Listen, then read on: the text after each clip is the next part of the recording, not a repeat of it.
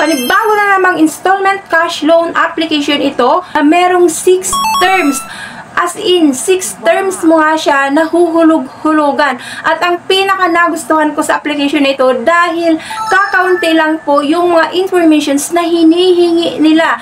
Direct to the point sila magtanong sa'yo. Ang kailangan mo lang ay meron kang isang government valid ID at isang GCash account number. Hello guys, maligayang pagdating dito sa aking YouTube channel, and for today's video nga po, ayan, panibago na naman itong cash loan application na namataan ko dyan sa Google Play, na kung saan nga daw pa nagpapahiram po ito ng pera starting from 1,000 up to 50,000 pesos. At direct mo nga daw ito na marireceive sa iyong GCash account, at napakadali nga naman mag-apply dito. Malalaman mo kaagad kung approve ba yung application mo dito o hindi. Kaya naman guys, panoorin mo ang video dito hanggang dulo para naman bago ka mag-attempt, bago ka mag-decide na manghiram dito ng pera, meron ka na kaagad ng idea na ganito pala yung sistema at yung kalakaran ng pagpapahiram nila ng pera. Dahil dito nga po bubusisihin natin, applyan ko na rin po siya dahil curious nga din po ako na malaman kung magkano nga ba yung ina-approve nila dito as a first timer borrower. Ano-ano yung mga reductions tuwing kailan ko babayaran yung nahiram ko na pera, at kung magkano nga naman yung actual amount na i-disburse nila sa aking GCash account upon approval ng aking loan application. So, syempre, bago tayo mag-proceed, kung bago pa lang po dito sa aking YouTube channel, abay, please consider to subscribe na muna, and click mo na rin po ang notification bell dyan para naman lagi kang updated sa mga incoming videos na ina-upload ko dito.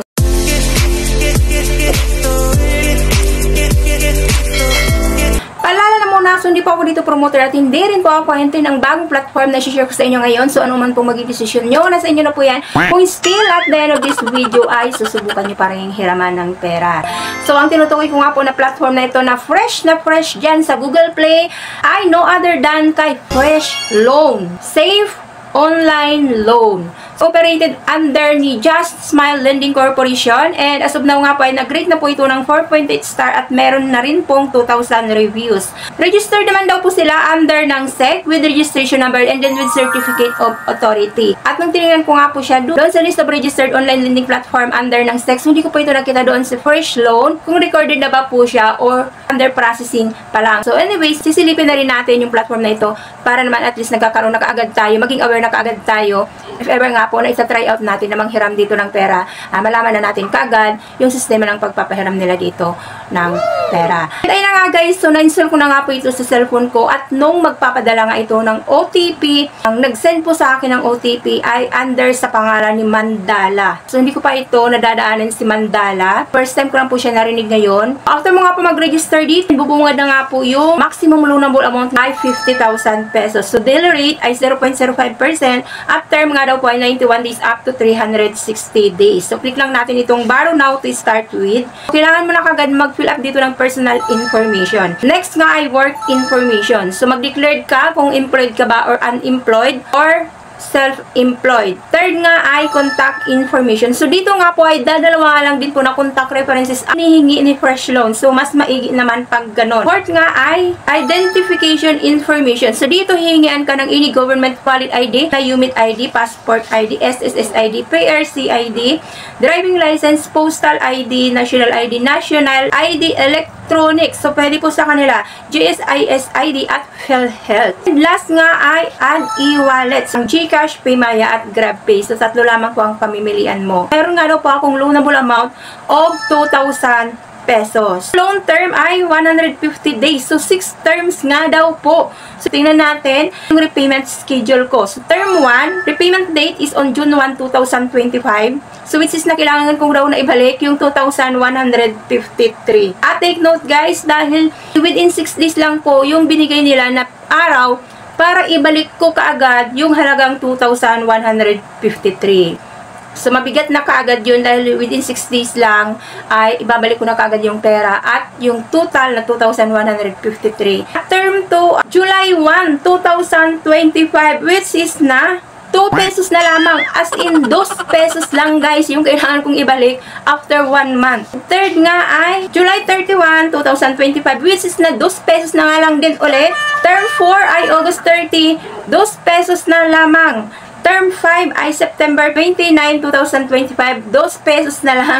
At term 6 ay October 29, 2025, which is na 2 pesos na lamang din ulit ang kailangan kong ibalik. So parang nakakatawa na. So parang hindi ko alam kung ano rin yung iisipin nyo. Imagine niyo ino-offeran ka ng payment terms of 6 terms at umabot pa ng October 29, 2025, which is na 157 days daw po yun.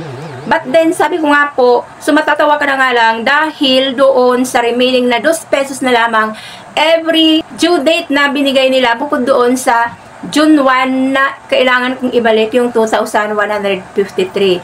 So, para saan pa? Yung remaining na 5 repayment terms nila, tapos 2 pesos lang yung ibabayad mo sa kanila. So, ginawa ka ng katawa-tawa, para ka ng ininsulto nito, at ginawa ka ng tanga-tanga nito fresh loan dahil dun sa repayment terms na. Dahil nga po, 2 pesos na lang naman siya. So, para saan pa yung pagpapagod mo na ibayad yung 2 pesos every due date na binigay nila. So, ayan guys. So, isipin nyo, okay ba ito sa inyo? Recommended ba ito sa inyo? Or susubukan nyo parang hiraman ito ng pera si fresh loan. Dahil ayan, transparent naman po sila. Pinakita nila ng buong detalye. Para sa akin, so hindi siya maganda para pinasakay ka lang. Isipin nyo, 6 days lang yung binigay nila. The remaining na 5 repayment terms, so disregard na natin yun. Isipin natin yung malaking amount na kailangan mo kagad na ibalik within 6 days lang. So hindi mo ma-enjoy, hindi ka magiging satisfied sa ganitong klase ng sistema ng pagpapahiram nila ng pera. Nung binasa ko nga po, yung mga naunang nanghiram dito ng pera kay fresh loan, meron nga po ditong nagpatunay na naka-receive na nga siya ng pera dito. At ang in-approve nga daw po dito sa kanya ay 2,000 pesos. Sabi nga niya ay easy to fill up. So, totoo naman. And you will receive not the exact amount like 2,000. Then, you will get 1,400. Offer you 5 terms, but you will pay the whole 2,000 with interest at first term. Then, the remaining 4 terms was 1 to 2 pesos only. If you fill up today, you will need to repay it after 2 days. So, siya na nga mismo yung nagpatunay na hindi mo full na ma-receive yung nahiram mo dito ng pera dahil kagaya po nito sa kanya na na-approve ng 2,000 at 1,400 lamang daw po yung na-receive niya sa kanyang GCash account at inupiran din po siya ng 5 terms. At yung remaining na 4 terms nga daw po ay magiging 1 to 2 pesos na lamang daw ang ibabayad mo. At yung pinakamasaklap, yung first repayment terms nga daw po ay kailangan mong ibalik buong 2,000 pesos at meron pang interest. Meron pang isa, sasabi niya, this application is similar to scam, misleading. The public they post a 50,000 loan with a daily rate of 0.05% and term ay 91 up to 360 days is big lie. So once you submit your data, they offer you only 1,000 pesos.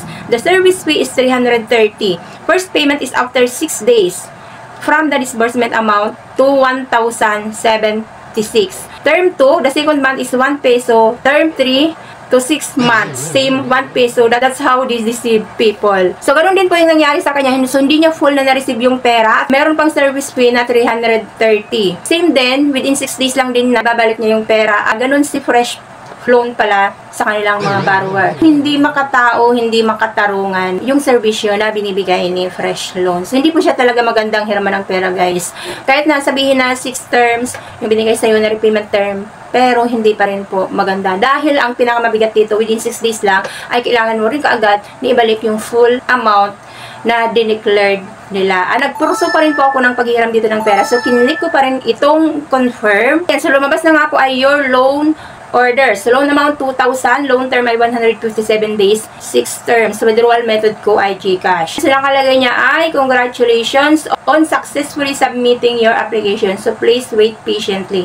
And then, yung nakalagay niya dito ay reviewing. Sabi ko nga po, hindi ko po ito gusto si fresh loan, hindi ko siya recommended. Ayan guys, so thank you for tuning in. As always, maraming salamat po.